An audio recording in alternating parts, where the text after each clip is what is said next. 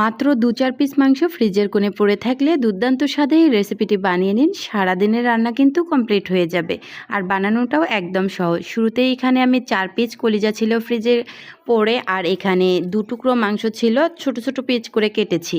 আর কলিজাগুলোকে একটু লেবু পানি ও হলুদ দিয়ে গরম পানি করে ধুয়ে ফেলেছি, তারপর কেটে নিয়েছি। তারপর কড়াইয়ে দিয়ে দিলাম পরিষ্কার করার পর।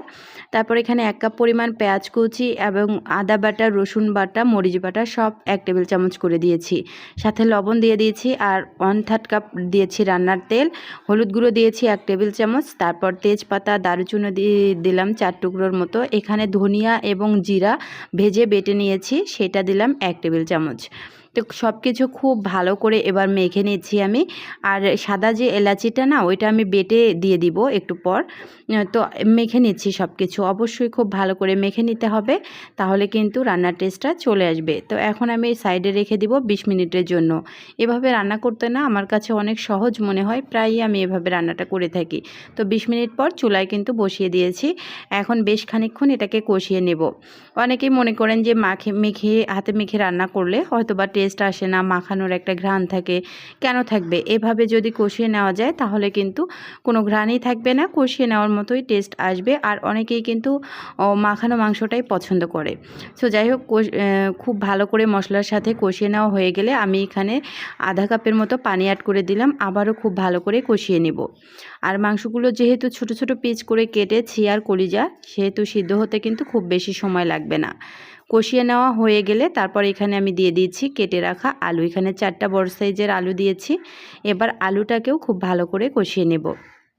অর্থাৎ মাংসটা যখন প্রায় ৮০% কষিয়ে নেওয়া হয়ে যাবে, সে পর্যায়ে আলুটা অ্যাড করে দিবেন।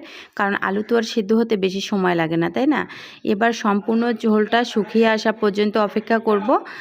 পানিটা কিন্তু সম্পূর্ণ শুকিয়ে এসছে এবং তেলটাও কিন্তু ছেড়ে দিয়েছে। তো আর কিছুক্ষণ পরেই এটা আমি প্রেশার কুকারে বসিয়ে দিব। তাতে করে হবে কি, রান্নাটা না একদম দ্রুতই হয়ে যাবে।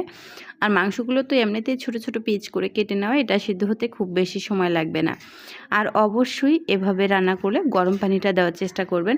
গরম পানি দিলে না মাংস দ্রুত সিদ্ধ হয়, মাংসের যে একটা বাজে গন্ধ সেটা থাকে না। আবার দীর্ঘদিনের মাংস যদি হয় তার জন্য আরও ভালো হয়, সেটাও দ্রুত সিদ্ধ হয়ে যায়।